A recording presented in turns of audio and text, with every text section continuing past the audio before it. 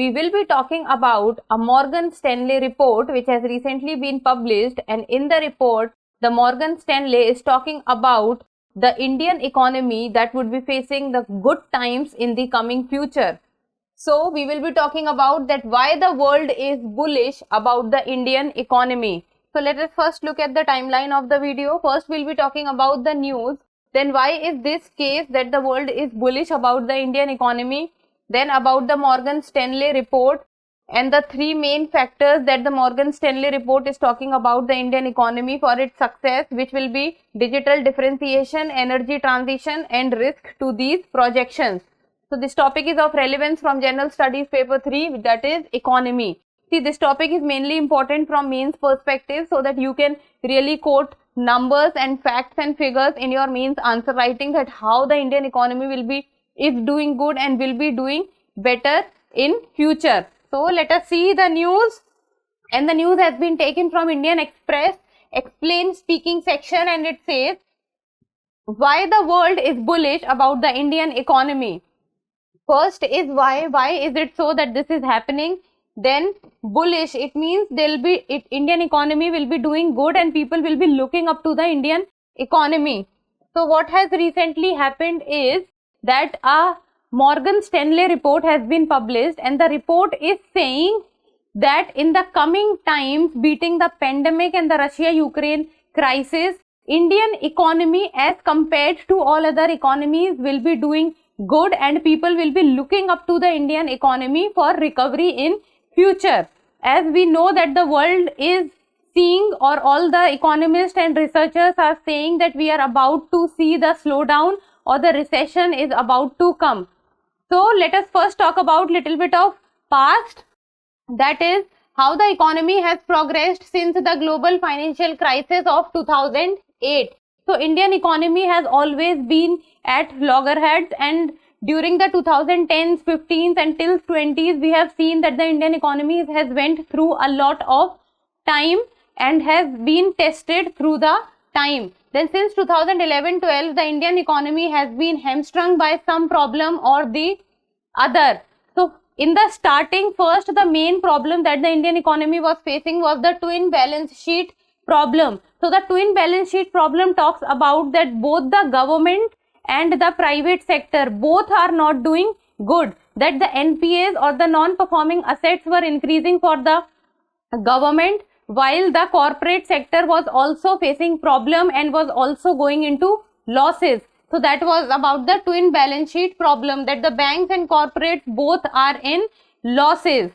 Then in 2016-17 we also saw the demonetization, which did the upside down in our economy. Then came the 2017, then it was the NBFC crisis, which is the non-banking financial companies sector that was under crisis, and we all know what happened with the IFNLS NBFC. It shook the whole nation. So this was continuously that the Indian economy was facing problems. Then in 2019-20, we all know what happened. It was the COVID pandemic, that for the very first time we came to know that completely shutting off physical stores, what does this mean? And this was the time when there was unemployment, there was slowdown, there was a recession, nothing was happening in the economy was not moving. Then the India's economic growth rate had deaccelerated to less than 4%. So this was during the time of COVID, that what happened was the India's economic growth rate deaccelerated to less than 4%. Unemployment was at a 45-year high. Then already low consumption level was there. During the COVID, what happened? People did not have money in their hand, so the spending capacity of the people also deteriorated and people were not able to spend much. So low consumption level, because the people were not able to spend, so they were not able to consume also. So low consumption levels, poverty was rising, unemployment was rising at the same time also. Then India was running out of growth engines because the manufacturing in our country, which is already so less, and whatever the manufacturing was, it was also stopped. Then the pandemic made all these variables even worse. And plus, what added on to the problem was the problem of high inflation. Already the people did not had money in their hand, and the problem of inflation, that things became even more expensive. But still, even after knowing all these things, still India continues to be one of the favorite of global investors, and this will also happen in future. This is what the Morgan Stanley report is saying. Now, why is this case? Why is it that India will be the favorite place for the global investors? First is that the big and advanced economies like the US and the UK are already showing signs of recession and slowdown. Then it has been predicted that India will do well in the immediate future. And according to the Morgan Stanley, which is one of the most influential financial services company all over the world, it has predicted in its report why this is India's decade. So they are saying that the coming time is India's, or the present time is India's, and the coming time will be of India. So their report is titled that why this is India's decade. So they are telling that why it will be important for India and the globe to recognize that India will be doing well. And the things, or the, I would say, the reasons that they have given is demographics, digitization, decarbonization and deglobalization. Demography is something which is India's power. We have the second most biggest population in the whole world, and plus the most important thing is that we are a young population, so we have a lot of manpower. Then digitalization, with each passing day the digitalization in India is increasing. People are coming onto the digital world more and more. Then decarbonization is the need of the hour. We need to be focused on decarbonization, and plus the COP27 has recently been conducted, so we are talking and focusing majorly on the climate aspect also. Then deglobalization. Globalization is something which is required and which will always be required in the future, but in the coming times it will be India who will be leading the world. Then India is also set to become the third largest economy in the coming times. Okay, let's see this, that the key forecast in this report. So this talks about the current base, the bullish behavior which has been predicted for India, the bearish behavior, and this is the base. So if you will see that the overall GDP, when we are talking about the overall GDP, then the current is 3174, but it has been predicted with the base that it will be 7939. So it means it is increasing. Then GDP per capita, which is presently is 2278, will be increasing to 5242. It is also increasing in the coming times. Then equity market cap is also increasing. Factory to the world manufacturing. Manufacturing sector is also increasing. Then exports is also increasing. So all these aspects is what is making, or what makes India a attraction hub for the global investors. So now let us talk about Morgan Stanley report, and this report expects that India's GDP is likely to surpass 7.5 trillion by 2031, more than double of what we have today. By 2031, 7.5 trillion, and that is how we will become the third largest economy in the world. That is more than double of current level, and making it the third largest economy in the world. And India's per capita income is also expected to rise from $2,278 to $5,248 in 2031, and we have also seen this in the chart given before. And the stage for a discretionary spending boom.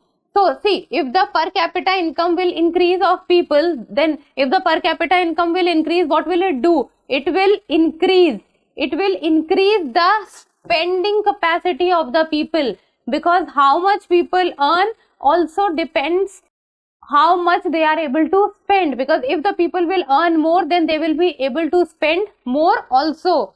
Then the number of households earning more than $35,000 per year is also likely to rise 5-fold. This is what the Morgan Stanley report is saying, that they are saying that per capita income of India will increase, then the spending boom will happen in India, and the number of household earning more than $35,000 per year will become 5-fold, and we will be becoming a 7.5 trillion economy by 2031. Okay, look at this chart. This is 2021 chart, and this is what is projected by 2031. This talks about income above $25,000. So if you will see, this is only 2%, but what has been predicted in 2031, this says that this number of 2% will rise to 7%, while on the other hand, the income of 10,000 to 25,000, which is around 20-21%, will increase to 44%. So there is also an increment.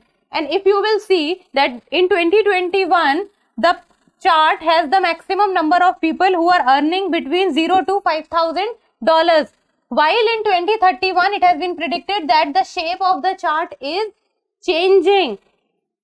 This row or the base, which was the heaviest in 2021, is becoming weak, is becoming less. It means the people will be earning more. So the people earning $0 to $5,000 from 36% will become to 13%. Then the people earning between $5,000 to $10,000 from 34% will become 34%. So this will remain almost the same, but we will be able to see the change in this aspect. This aspect, I would say, see this, the top two rows. So this is the income above 25,000 is where we are seeing a change, and the income between 10,000 to 25,000 is where we are seeing the maximum change. It means it has been predicted that people will be earning more in the coming times. Then it has been said in the Morgan Stanley report that there are three main factors of this, and first is about offshoring. Recently what has been seen is that earlier what used to happen, that everyone has to be physically present in the office, but after the COVID pandemic things have changed. Even though things have brought back to the physical things, but still the people all over the globe are accepting work from homes, and they are also accepting work from India also, because the maximum number of manpower is what the India provides to the world.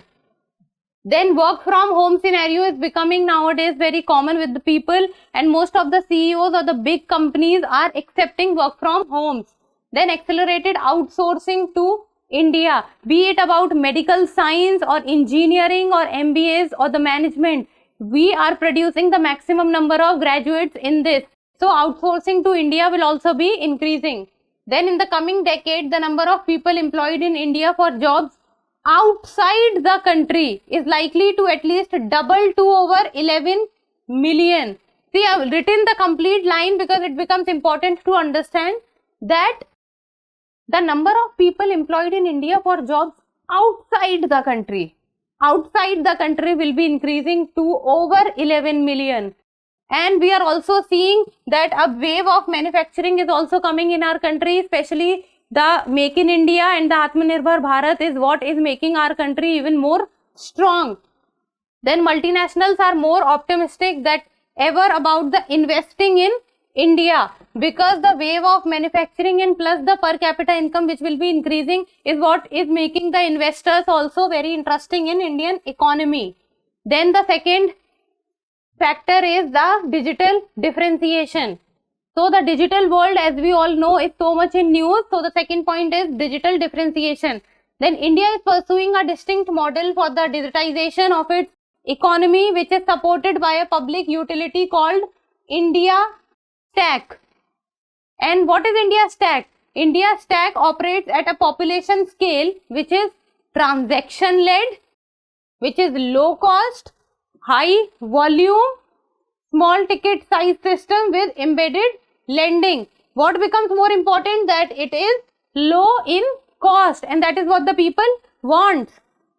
And it will take India from prepaid economy to a postpaid economy. It means buy now, pay later.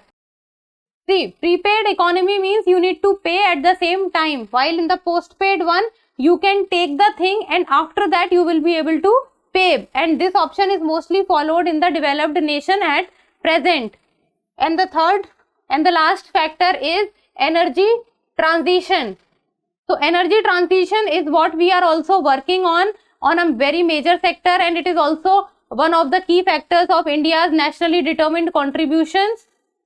And the difference for India is that both its energy consumption and energy sources are changing simultaneously, and India's energy needs are still growing. But with these growing needs, what is also more important to see is that we are also doing good, and therefore legacy capacity using fossil fuels will not be destroyed as it the transitions to the higher scale of renewables. So what will happen, even though the energy needs are growing, but if we will be able to shift to the renewable energy target at the same time and on the given deadline, then the problem will not arise.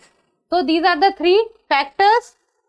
And the last slide for today is which talks about that what can be the risks to these projections, that what are the things that can come in between of these projections of Morley-Stanley report. First is the prolonged global recession or sluggish growth, and we have already started seeing this in the developed. Economists and scientists are talking about that a prolonged period of recession or slowdown will be seen. Then adverse geopolitical development. If something like the Russia-Ukraine war happens again, then there will be, or the scenario will be a changed one. Then domestic politics and policy errors. Policy errors is something which needs to be corrected, and the implementation of policy levels needs to be better. Then the shortage of skilled labor. This is what is the need of the hour, that what is being provided has to be good to the market, because skills is what is being required by the market. So what they want should be provided to them. Then steep rise in energy and commodity prices. Energy and commodity prices needs to be